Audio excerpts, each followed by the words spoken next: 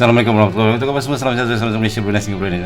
Okey, hari ni laju sikit sebab banyak nak buat video pasal supply and demand ni. Serius lagi banyak. Okey, kita dah belajar bagaimana price bergerak hingga membentuk candlestick. Kita dah belajar tengok sikit-sikit macam mana jual beli di dalam pasaran. So apa yang saya ajar sebelum ni maksudnya this just dapatkan dulunya konsep supply and demand. Sebab supply and demand dia bukan teknik, dia adalah konsep, konsep. And then seterusnya kita akan belajar balance dan imbalance. Apa maksud balance dan imbalance? Maksudnya katakanlah let's suppose katakanlah price turun naik, katakanlah harga dekat pasaran, katakanlah you beli ikan sekilo. Biasanya harga ikan kita masanya kita guna support resistance. Biasa dekat pasar, let's suppose saya pun tak tahu berapa harga ikan sekilo kan. Let's suppose RM7 sekilo. Ikan kembung, RM7 sekilo. RM7 lah. RM7 1 kilo. So dia akan main dekat range itu saja. Range. Let's suppose katakanlah dekat paling mahal pun dia akan pergi sampai RM7.5 ataupun paling murah sekalipun dia akan bermain dekat RM6.50. Betul ke harga dia? Saya pun tak tahu So contoh. So masa tu price akan balance. Maksudnya you pergi mana-mana pasar sekalipun dia akan bermain dengan harga ni. Ini dipanggil balance. Something, let's suppose something katakanlah berlaku short ataupun tidak ada supply, langsung tak ada supply.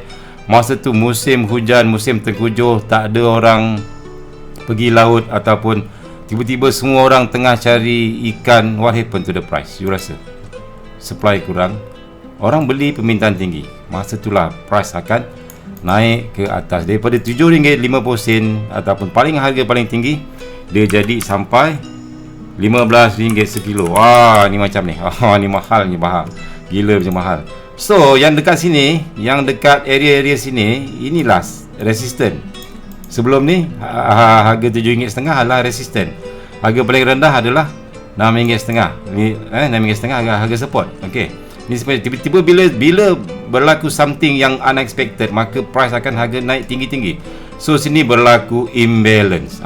Yang price naik atas ni kita panggil imbalance. Maksudnya ketidakseimbangan. Masa price turun naik, ni maksudnya balance. Bagi contoh lagi harga ayam lah, ayam let's suppose RM8 lah. RM8 sampai biasa RM9 lah sekilo. 1 kilo. So average you pergi mana-mana pasar pun harga RM8, RM9 1 kilo. 1 kilo dia main-main dengan harga 1 kilo. Tetapi imagine masa hari raya. Okey, masa hari raya semua orang nak cari ayam, nak buat rendang, nak masak, semua orang cari raya, semua orang cari. So masa tu apa jadi pada harga ayam? Harga ayam akan naik sampai RM10 sekilo. Betul tak? Masa itulah berlakunya imbalance. Price akan naik ke atas. Okey. Contohnya macam sekarang ni dah nak dekat raya haji, hari raya korban. Kambing dengan lembu mungkin seko mungkin harga RM2,000 RM2,000 seko lah, RM2,000 biasa. Tapi bila hari raya korban tiba-tiba berlakunya spike naik ke atas sebab semua orang nak cari lembu. Masa itu permintaan tinggi, ramai orang beli daripada ramai orang jual, maka price akan naik. So dia akan naik jadi RM4,000 jadi RM5,000. Itu dipanggil imbalance. So benda ni yang sama, konsep supply and demand ni sama berlaku di dalam you punya chart MT4. Contoh sini, price turun bawah. Di sini berlakunya balance. Price saya besarkan sikit candlestick ni. Besar sangat. Saya kecilkan sikit. Okey. Ini saya tolak atas. So sini berlakunya balance. Di sini you nampak tak? Support ni adalah harga, orang cakap beza supply and demand ni dengan SNR adalah support ataupun resistance adalah harga shilling ataupun harga apa yang kita nak cakap harga shilling. Contohnya macam kalau kita lukis yang tadi ni, dia harga dekat sini, harga standard RM7.50 sampai RM6.50. Price akan bermain-main kat situ. Inilah support resistance. This is your resistance. Dan bawah ni akan jadi support. Okey, dia akan jadi support. So kalau you buka MT4 dia sama juga bang. You chart benda tu tukar. Di sini you ada support, di sini you ada support. Kita dah belajar bab support kan. Maksudnya price tak nak turun daripada bawah, daripada harga ni. Dia tak nak turun daripada harga sini. Dia tak nak turun daripada harga sini. Ada something yang mungkin bank ataupun mungkin ada someone yang support kamdalah ni. Dia tak nak price turun daripada harga ni.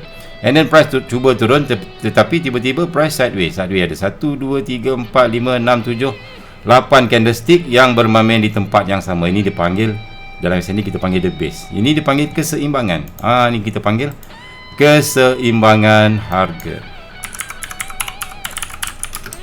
Maksudnya harga dalam keadaan balance. So siapa yang beli ataupun siapa yang sell at that moment, dia akan dapat harga yang cantik lah. Support ataupun pembeli atau penjual bersetuju banyak membeli sini. Tiba-tiba price break ke atas daripada kawasan balance ni, dia naik atas, naik atas, naik atas, naik atas, naik atas, naik atas. This is what we call imbalance. Imbalance maksudnya ketidakseimbangan harga. Imbalance. IM ataupun IN. Dua-dua saya letak imbalance. Maksudnya ketidakseimbangan harga. So bila imbalance ni, ketidakseimbangan berlaku, maka demand lebih tinggi daripada supply. Maksudnya masa ni price naik sebab ramai orang beli. Supply yang ada kat sini pun tak cukup menampung. Sampailah naik atas, tiba-tiba price buat keseimbangan balik sampai sini. Support resistance. Sama juga, tiba-tiba price turun bawah pula. Keseimbangan tidak di sini berlaku keseimbangan. Keseimbangan yang ke atas ni, keseimbangan harga. Tiba-tiba price break turun bawah dah berlaku imbalance lagi. Kemana price akan cari?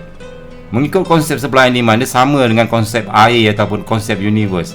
Setiap price yang bergerak yang tidak balance ni, dia akan mencari keseimbangan. Maksudnya price ataupun whatever it is yang dekat dunia ni, dia akan mengikut konsep mencari keseimbangan. Contohnya air tu, kalau you kocak, kalau tu dia biarkan saja air dalam cawan ataupun air dalam botol, dan lepas you kocak, dia akan berlaku ketidakseimbangan. Bila you letak dekat meja tu, lama-lama apa air tu buat? Air tu akan lama-lama dia akan slow akan diam, stand still. Sebab masa stand still tu adalah berlakunya keseimbangan harga. Contohnya macam air terjun daripada atas, dia terjun ke bawah. Kenapa? Sebab mencari keseimbangan. Bila dia dah dekat laut, bila dah dekat tasik, dia akan diam sebab di situ berlakunya keseimbangan. So sama dengan market.